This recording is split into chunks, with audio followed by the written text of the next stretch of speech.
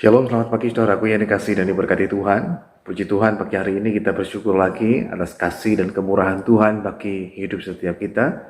Sehingga kita boleh ada sebagaimana kita ada pagi hari ini. Tentunya ini semua karena kebaikan Tuhan yang Tuhan terus limpahkan dan nyatakan bagi hidup setiap kita.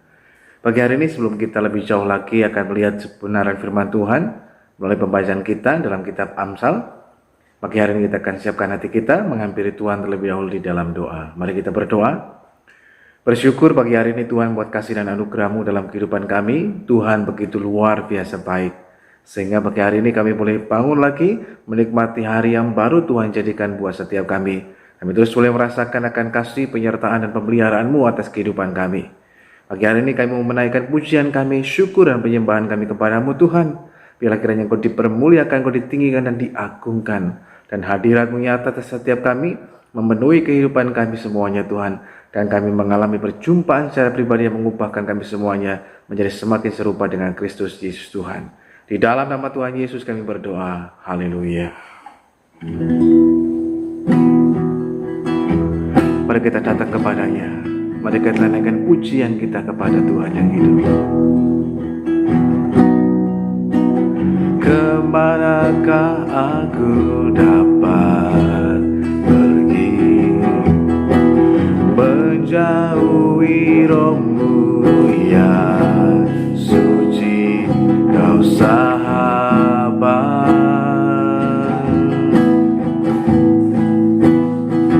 dan Kau dekat.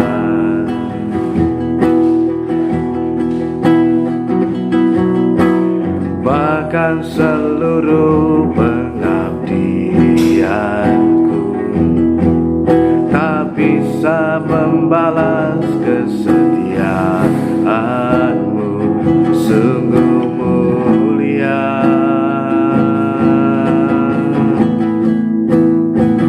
dan berharga, sungguh besar pengorbanan-Mu bagiku, terlalu dalam untuk dimengerti, sungguh besar, sungguh indah yang Kau pikirkan tentangku, tak terselami bagiku, sungguh indah, sungguh indah.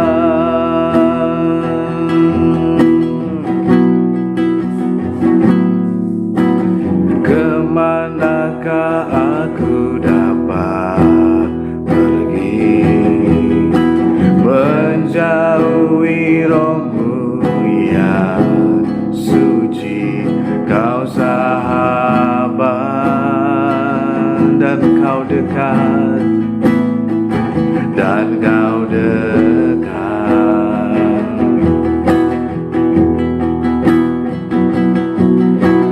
Bahkan seluruh pengabdianku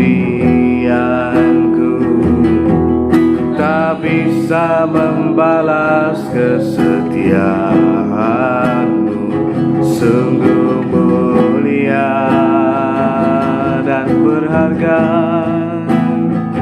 dan berharga,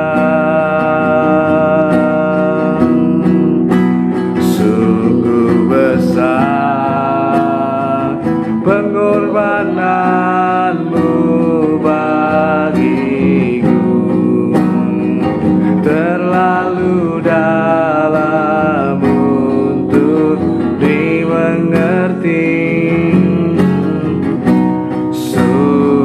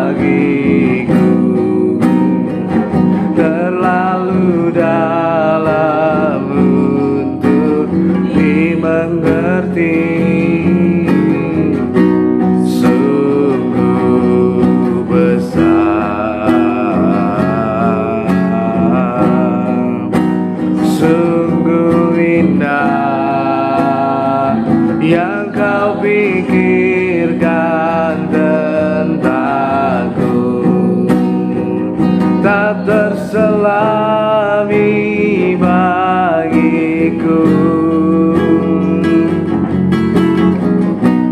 Sungguh indah, sekali lagi katakan sungguh besar, sungguh besar pengorbananmu bagiku,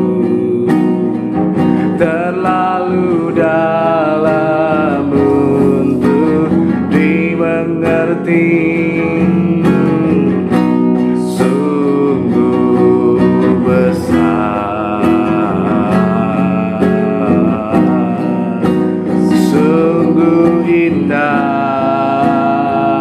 Yang kau pikirkan tentangku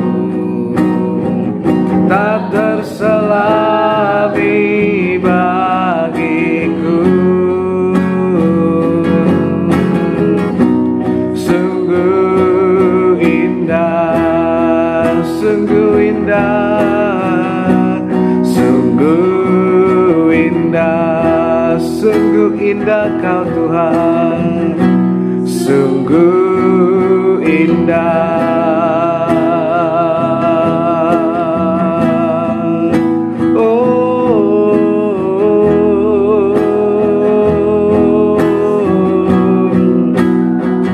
Betapa indah dan ajaibnya kasih-Mu, besarnya pengorbananmu ya Tuhan, Kau penyelamatku. Sebab itu kami kan selalu bersyukur padamu, menyembah-Mu.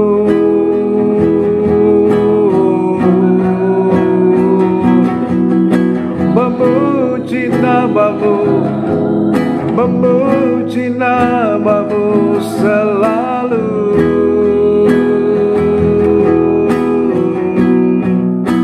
Sebab Engkau baik Tuhan, untuk selamanya, sampai selamanya. Haleluya. Sungguh ku bersyukur, sungguh ku bersyukur, memuji nama-Mu, menyembah-Mu.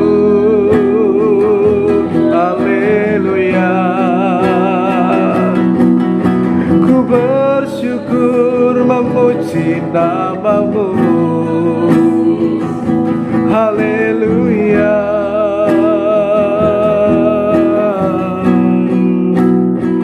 Mari naikkan syukur padanya, mari agungkan Tuhan, tinggikan namanya selama-lamanya. Oh, hanya Kau Tuhan, hanya Kau Tuhan layak disembah. Kiara la mata kana na na na mo,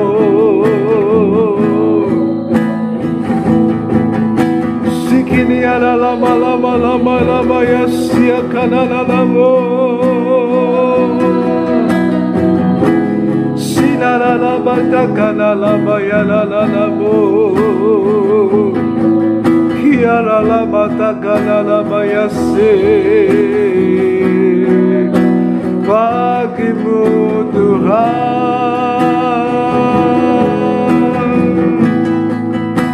segala pujian, ku agungkan nama-Mu,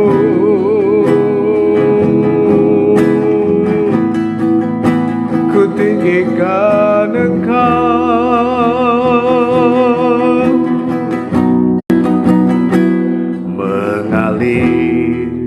Kuasa dari tempat maha tinggi, Bapa kekal mulia, Kau hadir di sini, memulihkan hati, menyembuhkan yang terluka.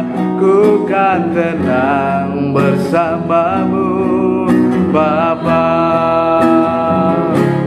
Mengalir kuasa dari tempat maha tinggi, Bapa kekal mulia. Kau hadir di sini, memulihkan hati, menyembuhkan yang terluka. Ku kan tenang bersamamu, Bapa. Mengalir kuasa, mengalir kuasa dari tempat maha tinggi, Bapa kekal mulia.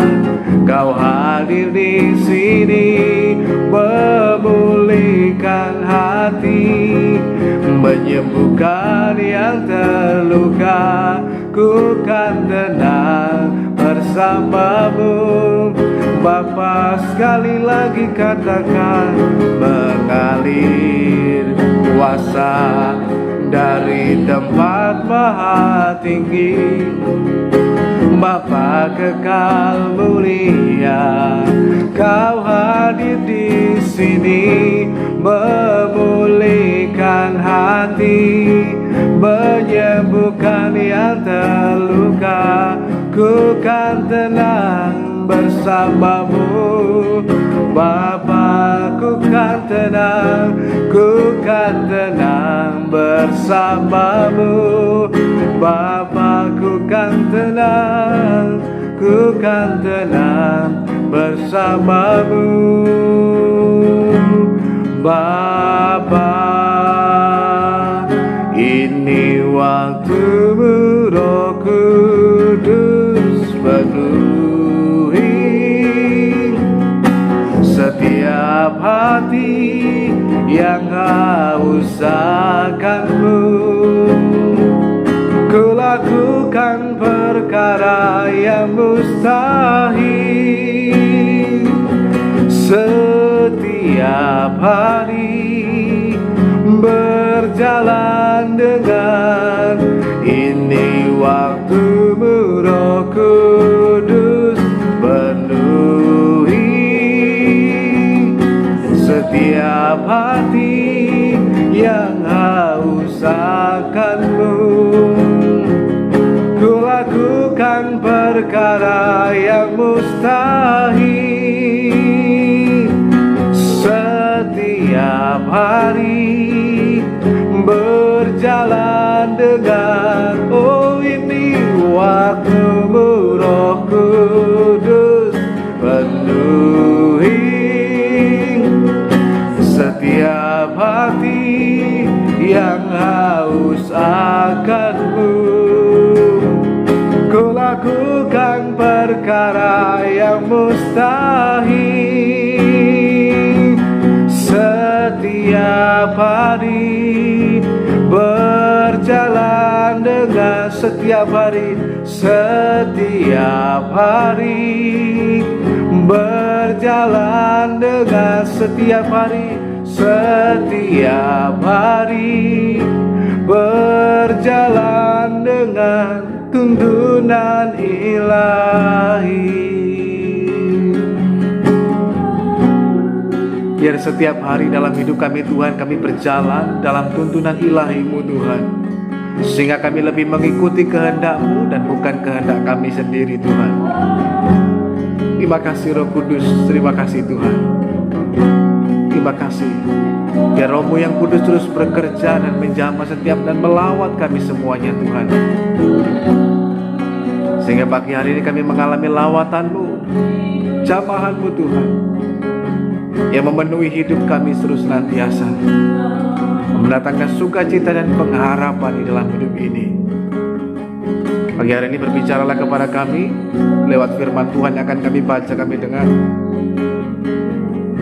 sehingga itu memberitahukan lagi kebenaran kepada kami semuanya, dan kebenaran itu akan memerdekakan kami semuanya bila tersingkap memberikan pengertian bagi kami orang yang tak berpengalaman, sehingga menjadikan kami pribadi yang baik, benar, tetapi juga bijak di hadapan Tuhan.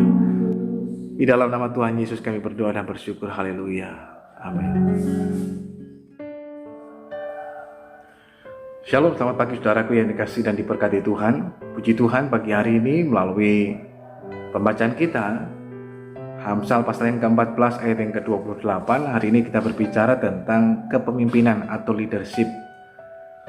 Ada banyak pengertian tentang kepemimpinan, tetapi pagi hari ini kita belajar tentang kepemimpinan dalam konteks iman percaya kita di dalam Tuhan. Lebih khusus lagi melalui kitab Amsal ini yang akan memberitahukan kepada kita tentang kepemimpinan. Apa itu kepemimpinan dan bagaimana kita belajar untuk menjadi seorang pemimpin atau leader. Sehingga hal yang jauh membedakan antara bos dan pemimpin itu sangat jauh berbeda. Firman Tuhan mengatakan dalam Amsal pasal yang ke-14 ayatnya yang ke-28, dalam besarnya jumlah rakyat terletak kemegahan raja, tetapi tanpa rakyat runtuhlah pemerintah.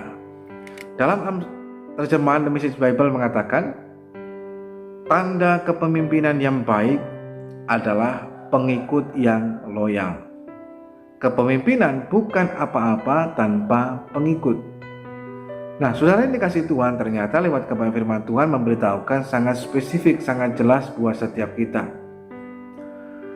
Di dunia ini banyak sekali pemimpin-pemimpin. Ada pemimpin daerah, pemimpin kota, atau pemimpin di sebuah provinsi, atau pemimpin kemudian negara dan lain sebagainya, atau pimpinan perusahaan dan lain sebagainya.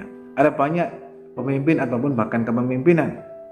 Hanya persoalannya yang kemudian akan menunjukkan tanda keberhasilan atau pemimpin yang baik itu terlihat dari pengikutnya. Bukan tentang besarnya atau banyaknya pengikut, tapi pengikutnya yang loyal, yang setia. Berbicara tentang kepemimpinan, yang pertama, kepemimpinan itu berbicara tentang pengaruh. Bila dia memberikan pengaruh yang tentu saja yang baik, itu akan berdampak besar, itu akan menghasilkan pengikut-pengikut yang loyal, yang setia. Setiap pemimpin punya dampak dan pengaruh dalam hidupnya. Hanya kemudian pengaruhnya memiliki pengaruh yang besar ataupun tidak. Itu kemudian menjadi persoalan berikutnya, dan itu akan nampak melalui apa yang dihasilkannya. Sebab firman Tuhan mengatakan tanda kepemimpinan yang baik atau yang berhasil adalah pengikut yang loyal. Sebenarnya bukan sekedar tentang jumlahnya, kuantitasnya saja yang banyak, tetapi adalah pengikut yang loyal. Terkadang ada orang yang pengikutnya kelihatannya banyak, secara kuantitas begitu banyak, tetapi ketika disaring lagi, ketika mungkin ditampil lagi, akan nampak mana yang loyal dan mana yang tidak loyal, mana yang hanya ikut-ikutan atau betul-betul orang yang setia mengikut. Demikian pula yang pernah dilakukan oleh Tuhan Yesus dalam hidupnya. Ketika Tuhan Yesus melayani di tengah dunia ini, walaupun pelayanannya hanya singkat 3,5 tahun, suatu hal yang sangat singkat yang dilakukan, tetapi memiliki dampak pengaruh yang sangat besar. Terbukti dari mana? Banyak orang kemudian berbondong-bondong untuk mengikuti Yesus. Tuhan Yesus seperti halnya menjadi sebuah magnet yang menjadi daya tarik, sehingga membuat orang tertarik untuk datang melihatnya, mendengarnya, melihat mujizat yang dilakukan, kemudian mendengar pengajaran yang diberikan dan lain sebagainya.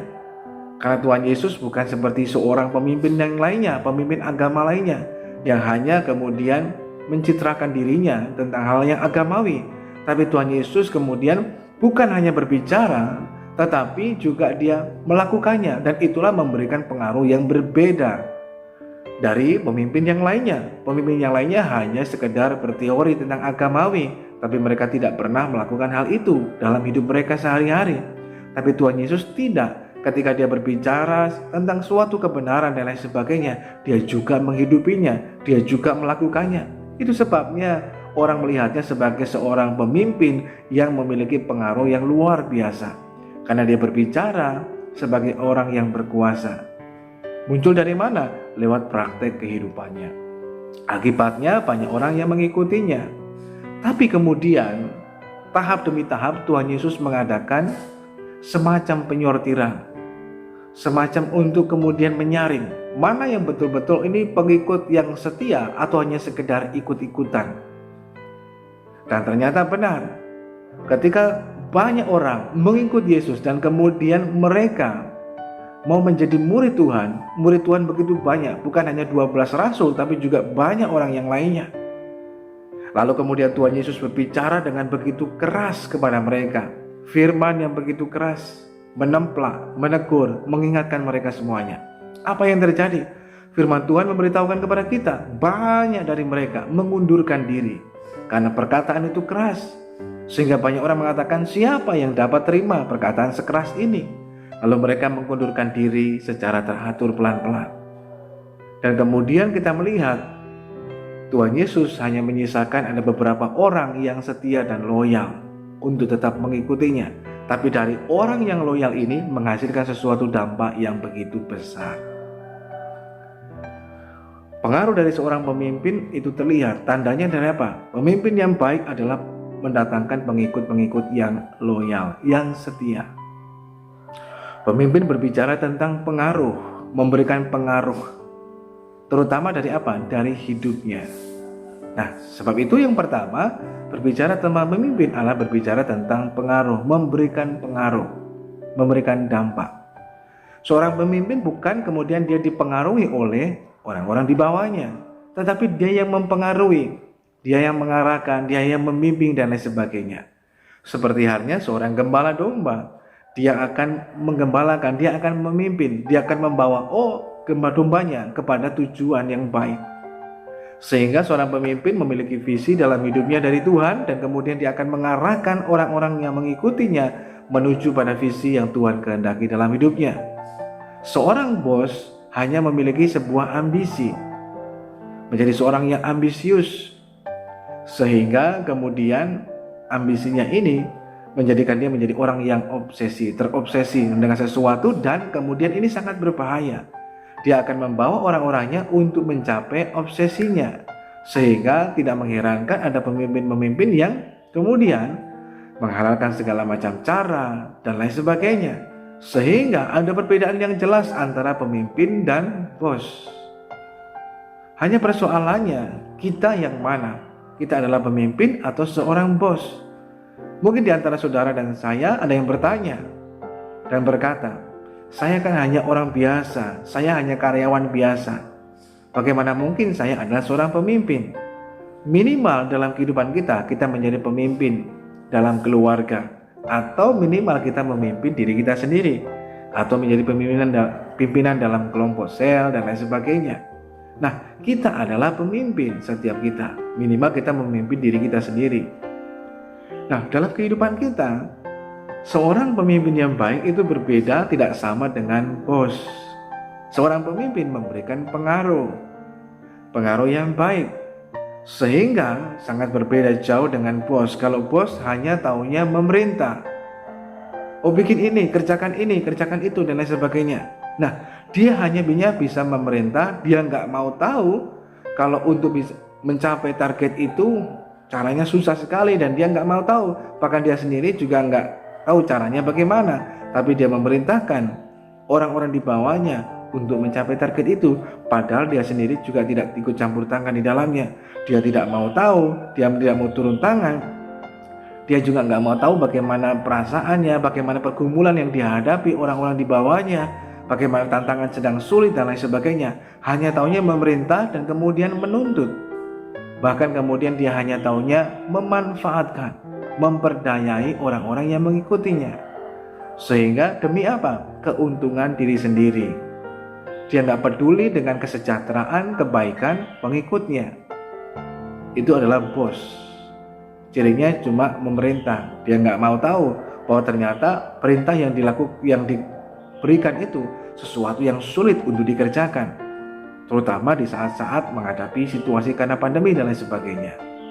Tetapi seorang pemimpin, dia tidak hanya sekedar memerintah, dia memberikan arahan, tapi berkata, ayo kita mengerjakannya bersama-sama. Kalau seorang bos, dia hanya berkata, buat ini, buat itu. Tapi kalau seorang pemimpin, yuk mari kita buat. Mengapa? Karena dalam kepemimpinan bukan berbicara tentang saya, tetapi tentang kita. Dan itu sesuatu yang berbeda. Kalau bos selalu berpikir tentang saya, aku. Tapi kalau seorang pemimpin, dia selalu berkata, kita semuanya, tentang kita. Bos tidak pernah kata minta tolong. Tapi seorang pemimpin berkata, boleh tolong kerjakan ini, itu, dan lain sebagainya. Karena bos hanya taunya memerintah. Kemudian, bos tidak akan pernah berkata terima kasih. Karena dia berpikir anak buah melakukan yang seharusnya. Ya sudah, nggak usah terima kasih. Kalau sudah diberikan gaji dan lain sebagainya. Dia berpikir demikian. Karena sudah digaji, sudah dibayar, ya saya harus manfaatkan tenaganya. Saya harus manfaatkan kompetensinya, potensinya, dan lain sebagainya. Tapi seorang pemimpin tidaklah demikian. Dia memberikan pengaruh, dia memberikan contoh, dia memberikan dampak yang luar biasa. Dia tidak hanya memerintah, dia bukan orang yang tidak mau tahu, tapi dia mau tahu. Ketika dia memberikan visi, dia juga menjelaskan, oh caranya seperti ini, bagaimana kita akan menempuh hal ini, bisa mencapai target ini, visi ini, dan lain sebagainya. Dia menjelaskan kepada para pengikutnya dengan begitu jelas, dengan begitu detail, dan kemudian dia terlibat di dalamnya. Bos tidak demikian. Pemimpin terlibat di dalamnya. Sebab itu seorang pemimpin tidak hanya berada di depan. Terkadang pemimpin juga ada di belakang untuk melihat bagaimana orang-orang yang dipimpinnya. Apakah mereka menghadapi pergumulan dan lain sebagainya. Kalau ada yang lemah, dia akan kuatkan, dia akan topang. Kalau ada mungkin yang terlambat di bagian belakang, dia akan mendorong dan membantu supaya dia dapat berjalan bersama-sama. Itu adalah pemimpin. Tetapi kemudian ada juga pemimpin yang terkadang bukan hanya di depan ataupun di belakang, tapi juga ada di samping ataupun ada di dalam dari kawanan. Supaya apa? Supaya untuk melihat berjalan bersama-sama dengan mereka. Sehingga mereka merasa seperti halnya digembalakan, dipimpin, sehingga tidak merasa sendirian. Tapi pemimpin ada hadir di tengah-tengah mereka, bagaimana juga dia bersimpati dan berempati dengan para pengikutnya yang ada, sehingga tidak hanya memberikan perintah, tapi bagaimana dia menyatakan kasih dan anugerahnya. Nah, dalam kehidupan kita sama. Oleh karena itu, kita belajar bahwa kepemimpinan berbicara tentang pengaruh, yaitu bagaimana kita memberikan pengaruh pada orang-orang yang kita pimpin atau kepada orang yang lain, memberikan pengaruh yang baik dalam kehidupan kita. Nah, sesuatu yang mengalir dari hidup kita. Sebab sesuatu yang keluar dari hidup itu akan menyentuh hidup. Kalau kita sebagai seorang pemimpin hanya sekedar berteori saja, hanya menyampaikan tentang informasi, itu hanya akan menambah informasi kepada orang yang lain. Hanya menyampaikan isi otak kita saja, itu hanya akan menambahkan informasi dan mungkin tidak akan mentransformasi kehidupan pengikut kita atau orang-orang yang kita ikuti, yang mengikuti setiap kita, yang kita pimpin. Tapi kalau kita membagikan sesuatu, memberikan pengaruh lewat kehidupan kita, hidup akan menyentuh hidup. Sehingga ketika kita memberikan hidup, keteladanan hidup dalam hidup kita, itu akan memberikan pengaruh yang luar biasa, sehingga akan mengubahkan hidup seseorang, terutama orang-orang yang akan kita pimpin, sehingga mereka bertumbuh menjadi pengikut yang loyal, yang setia. Sebab tanpa pengikut yang loyal, kepemimpinan nol, nggak ada apa-apanya, tidak ada apa-apanya, bukan apa-apa bahkan tanpa pengikut yang loyal. Bagaimana dengan Tuhan Yesus kemudian memiliki pengikut yang loyal, 12 orang rasul, dan kemudian ada beberapa orang lainnya yang tetap mengikutinya dengan setia. Mengapa demikian? Karena bagaimana Tuhan Yesus menjadi seorang leader, pemimpin yang luar biasa, memberikan pengaruh, keteladanan, dan kasih, sehingga dia sebagai seorang pemimpin tapi yang melayani dengan hati hamba. Ada banyak orang pemimpin tapi hatinya bukan hati hamba, sebagai hati tuan atau bos, sehingga nggak mau kemudian turun tangan langsung. Tuhan Yesus tidak demikian. Dia seorang pemimpin yang memberikan contoh, ini loh melayani dengan kehambaan, sehingga dia tidak merasa bahwa ini semua tentang saya, tetapi ini semua tentang bagaimana kehendak Bapa harus terjadi. Demikian pula kita sebagai seorang pemimpin, kita harus menunjukkan bahwa yang terpenting bukan ambisi pribadi kita, tapi pastikan bahwa itu merupakan visi dari Tuhan yang kita kerjakan bersama, dan itu kita bisa lakukan bila kita mau bekerja sama sebagai bagian tubuh Kristus. bagaimana kita saling memerlukan satu dengan yang lainnya, sehingga kita mau memberikan pengaruh yang baik, terutama buat orang-orang yang kita pimpin. Sebagai contoh adalah yang dilakukan oleh Daud. Daud adalah seorang yang tergolong juga masih muda, tetapi bagaimana dia dalam hidupnya dapat menjadi seorang pemimpin yang baik. Saudara bayangkan ketika dia lari dari Saul dan kemudian bersembunyi di dalam gua Adulam. Di situ dia sedang bersembunyi, sedang lari dari kejaran Saul yang hendak menangkap dan mungkin akan membunuhnya, karena dianggap sebagai rival atau sebagai saingan. Tapi apa yang terjadi? Ketika dia bersembunyi di situ, ternyata bukan hanya Daud, ada orang-orang yang kemudian ternyata melarikan diri dan kemudian ikut-ikutan bersembunyi dengan Daud di situ. Orang yang lari dari masalah, orang lari dari kenyataan hidup, orang yang lari dari kejaran hutang dan lain sebagainya. Orang-orang itu lari dan kemudian menggabungkan diri kepada Daud. Saudara bayangkan, yang mengikut Daud pada waktu itu, yang menggabungkan diri bersamanya dalam persembunyiannya adalah orang-orang yang bermasalah. Bermasalah dengan keuangan, bermasalah mungkin dengan hidup dan lain sebagainya, bermasalah dengan hukum mungkin, dan itu banyak orang yang bermasalah. Tapi bagaimana kemudian Daud memberikan pengaruh buat mereka, sehingga orang-orang yang bermasalah ini, orang-orang yang pengecut, yang takut ini diubah menjadi pahlawan-pahlawan Daud yang luar biasa. Bahkan mereka loyal. Ada triwira, ada pahlawan-pahlawan Daud. Mereka bahkan bersedia mengorbankan nyawanya untuk Daud. Sehingga kalau kita melihat bagaimana cerita-cerita tentang kepahlawanan pahlawan-pahlawan Daud itu luar biasa. Bagaimana mereka rela kemudian turun tangan melawan binatang yang buas, kemudian melawan banyak orang dan lain sebagainya. Itu terjadi ketika kepemimpinan itu berlaku, dan itu memberikan dampak pengaruh yang luar biasa, sehingga menghasilkan pengikut-pengikut yang loyal, dan kemudian mereka menjadi apa? Pahlawannya Daud. Orang-orang yang luar biasa. Itu orang-orang yang loyal. Ada triwira, orang yang luar biasa, tapi juga ada pahlawan yang lainnya. Mereka bagaimana memberi diri dengan begitu baik. Itu dampak yang dihasilkan, dan itu merupakan tanda kepemimpinan yang baik, menghasilkan pengikut yang loyal. Oleh karena itu, saudaraku yang dikasihi dan diberkati Tuhan, kita mau belajar pagi hari ini lewat kebenaran firman Tuhan. Kepemimpinan yang baik itu akan menghasilkan pengikut yang loyal, yang pernah ditunjukkan oleh Tuhan Yesus, Rasul Paulus, maupun juga oleh Daud dalam hidupnya.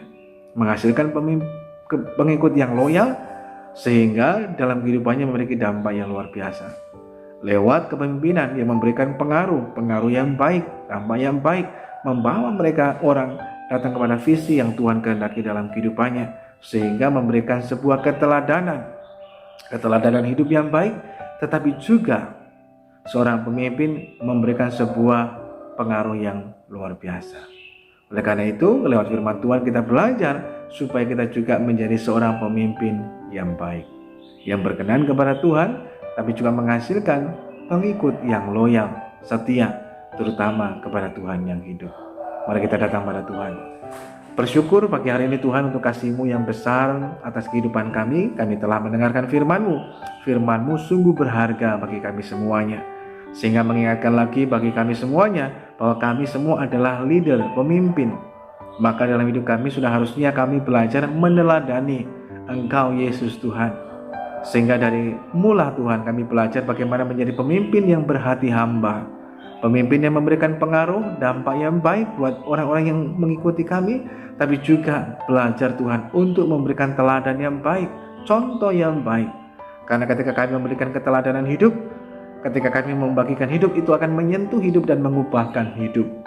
Sehingga Tuhan, dalam hidup ini kami sungguh-sungguh menjadi berkat bagi banyak orang. Mampukan kami untuk mengerjakan semuanya ini bukan dengan kekuatan kami, tetapi dengan pertolongan daripada-Mu Tuhan. Berkati kami semuanya mengikuti doa pagi ini dimanapun kami berada. Kiranya kasih dan kemurahan Tuhan boleh mengalir dan memberkati kami semuanya, yang memberikan kekuatan dan kesanggupan bagi kami untuk kami cakap menghadapi segala perkara, tapi juga kekuatan dan kesanggupan bagi kami untuk dapat mengalami kesembuhan dan pertolongan daripada Tuhan yang hidup. Di tengah sakit penyakit yang kami alami, di tengah pergumulan yang kami alami, kami mengalami kemenangan di dalam Kristus Yesus Tuhan. Terima kasih Tuhan yang baik. Kalau sebentar selesai doa ini kami akan kembali melanjutkan aktivitas kehidupan kami. Tuhan kiranya berkenan menyatakan penyertaan-Mu, perlindungan-Mu, bahkan kebaikan-Mu atas kami semuanya, sehingga kami boleh menerima lagi pagi hari ini hikmat yang dicurahkan, anugerah yang dilimpahkan, tapi juga ada pengurapan yang baru yang memampukan kami untuk cakap menghadapi segala perkara dalam hidup ini. Saudara yang dikasihi dan diberkati Tuhan, mari arahkan hidup kita pada Tuhan dan terimalah berkat Tuhan. Biar kiranya pagi hari ini turunlah atas saudara sekalian berkat damai sejahtera dari Allah Bapa, kasih karunia dari Yesus Kristus Tuhan, persekutuan pertolongan Roh Kudus akan terus menolong dan menyertai setiap kita. Tuhan memberkati engkau dan melindungi engkau. Tuhan menyinari engkau dengan wajah-Nya dan memberikan engkau kasih karunia-Nya. Tuhan menghadapkan wajah-Nya kepadamu dan memberikan engkau damai sejahtera. Terimalah berkat Tuhan pagi hari ini hanya dalam nama Tuhan Yesus Kristus, Tuhan dan Juru Selamat kita yang hidup. Haleluya. Amin. Selamat pagi, selamat beraktivitas. Tuhan Yesus selalu mengasihi dan memberkati kita semuanya.